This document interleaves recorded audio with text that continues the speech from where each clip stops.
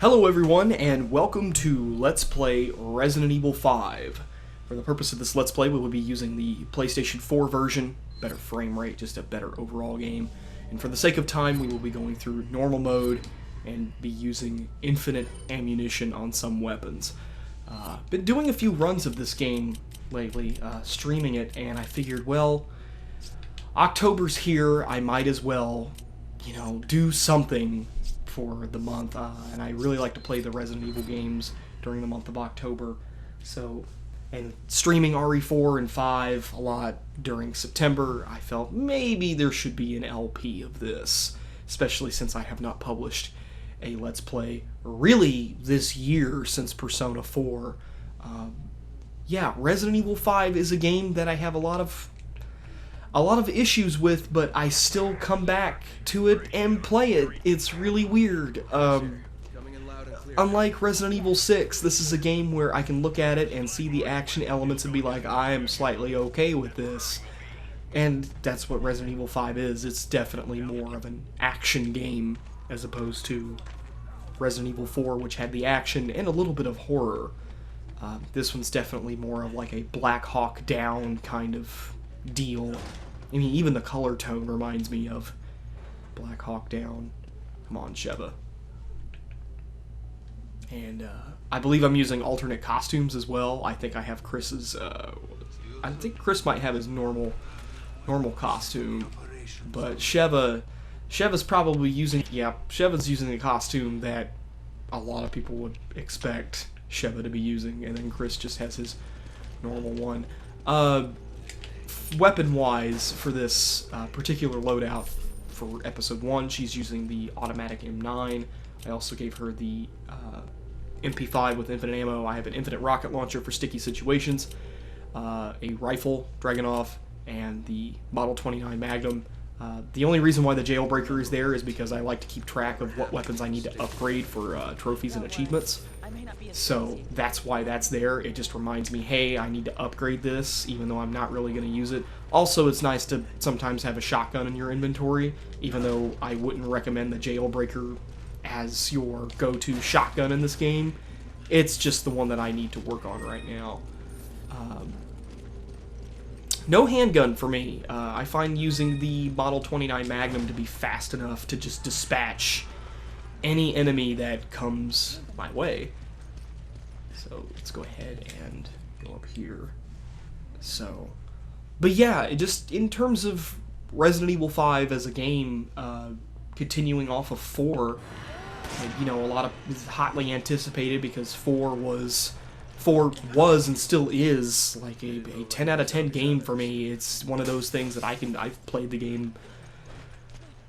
I think I joked on stream that I played it probably about 400 times, but I wouldn't be too surprised if that wasn't true. It's a game that I can pick up and play anytime and be entertained and just know everything about. What I'm doing here is, so there's a treasure in this section, and it's going to be the reason why this episode takes a while, is because I have to kill a lot of these enemies. Meanwhile, Sheva just kind of like runs off. She's like, I don't want to have anything to do with this. Alright, yeah, this is actually not a bad spot to be. Just be right here at their spawn point, just dispatching them. The treasure doesn't come from this side, so just shooting these guys is really of no consequence. You might not get gold, but that's still cool. And then every once in a while, you can just kind of pull out an infinite launcher and do that, and really make. Yeah, like he died from the splash damage of the launcher, which is really funny. Also, the thing that still blows my mind is the racial controversy of this game that came out. Like, it's one of those things, looking back, it's so dumb, because when you think about it and why people are complaining, it's just a stupid reason. That racial controversy being, oh, you are in Africa, and originally it was like, you're shooting a whole bunch of natives, you were shooting black people, so we had to palette swap some of them so that way we don't feel like it's racist, because people were thinking, oh, this is incredibly racist because it's a white man shooting a whole bunch of black people, and I'm like, but it makes sense. That's the weird part. Alright, where's Dynamite Man? Where is my Dynamite Man? He's got to be around here somewhere. There he is. There's my Dynamite Man. He's the one holding the treasure. Oh, wow, the dynamite stick didn't go off. So, that's just a little tidbit for you.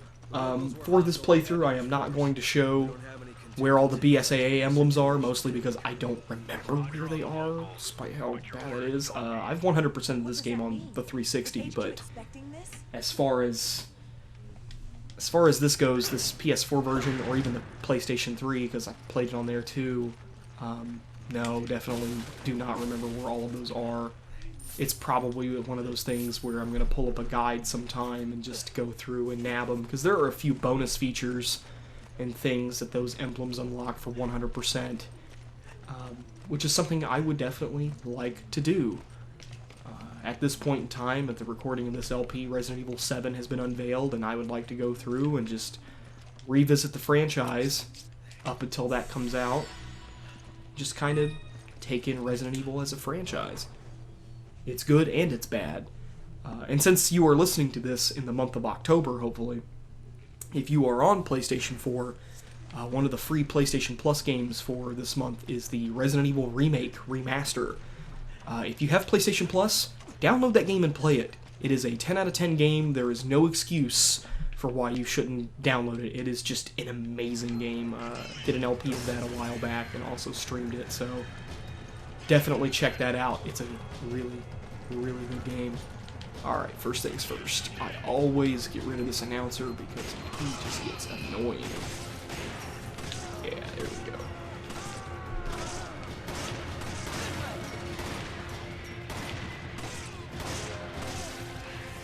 As for these guys, I probably shouldn't. I kind of want gold. It's the entire reason why I'm here. Get some treasure and gold to upgrade stuff.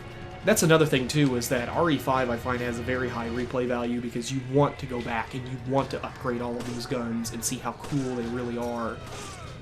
And that to me is part of the appeal of 5.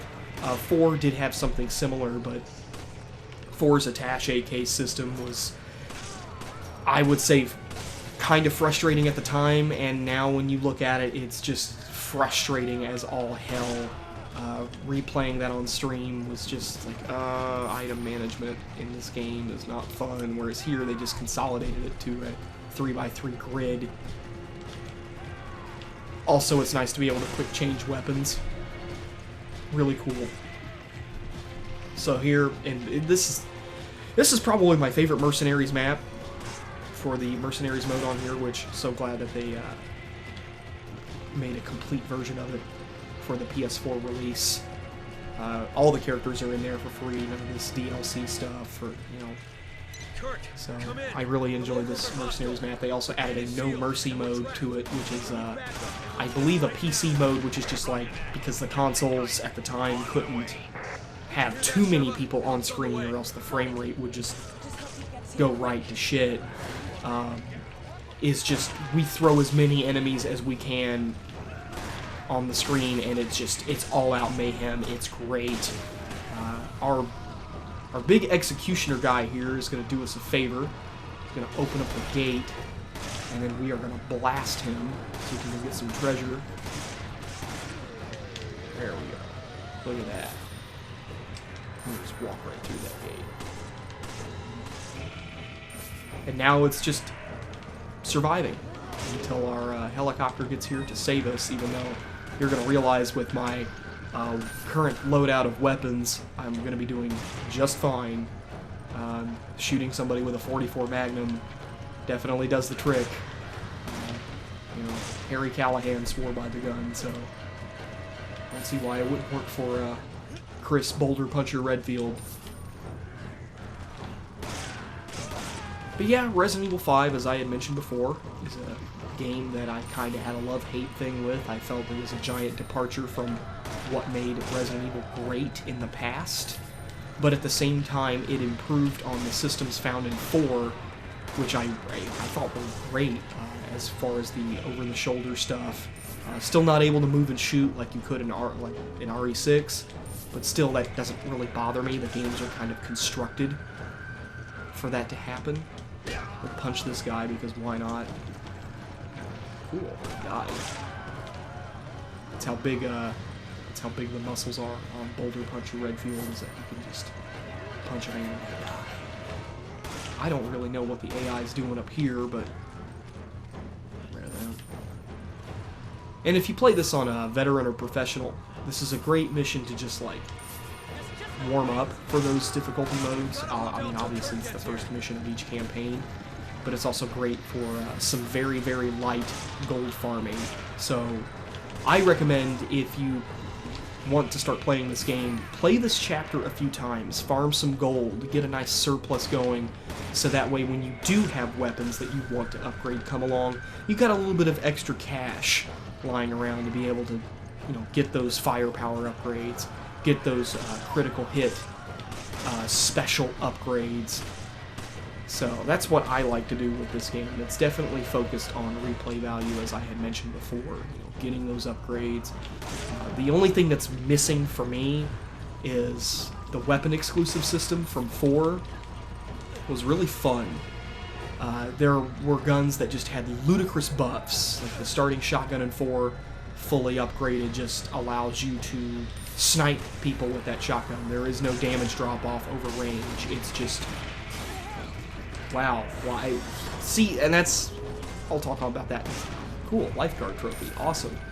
I'm surprised I don't have that yet. Well into my veteran difficulty run. What was I saying? The weapon exclusive system from 4 was something that I liked. You just bought this ridiculous buff upgrade for your gun, and it just worked wonders. And sometimes it would be something simple, like we just made the firepower ridiculously we just made the gun ridiculously powerful, or there's no damage drop off over range with this shotgun, and you can snipe people from across the map with this particular shotgun. There's also things like handling, which just allows you to move your laser pointer a lot faster. What was the best exclusive in RE4? Now I'm thinking about it. I don't know if it's the basic shotgun or if it's just... It's probably... well, the rifle, this bolt-action rifle, is interesting because the firepower value is incorrect on it. It's actually... I believe it's stronger. It says that it upgrades the firepower up to like 50.0 firepower, the exclusive, but it's actually like 75 or something like that. It could also be backwards. All I know is that there's an error in the listing for firepower, and I believe it worked to your benefit. Whereas the semi-auto rifle was just like, you can just spam fire this thing like you wouldn't believe. I'm gonna take out the door. Find some cover. Alright. Also, we're going to be skipping cutscenes in this game. Well, a few of them. There's going to be some that are like quick time events and you can't skip them. But, you know, sometimes copyright on YouTube will flag these, and then it's just, it gets really bad. So there's a nice little S rank for Chapter 1-1. Shouldn't be too bad. I'm really excited to start going through this game, and I'm going to upload 1 episode a day. Chapter shouldn't take too long because of the weapon loadout and difficulty, but let me know what your thoughts are about Resident Evil 5 in the comment section below. Hopefully I'll have a little bit more interesting tidbits as the game goes on. So, thanks a lot for watching. Phantasm Mask here, signing out.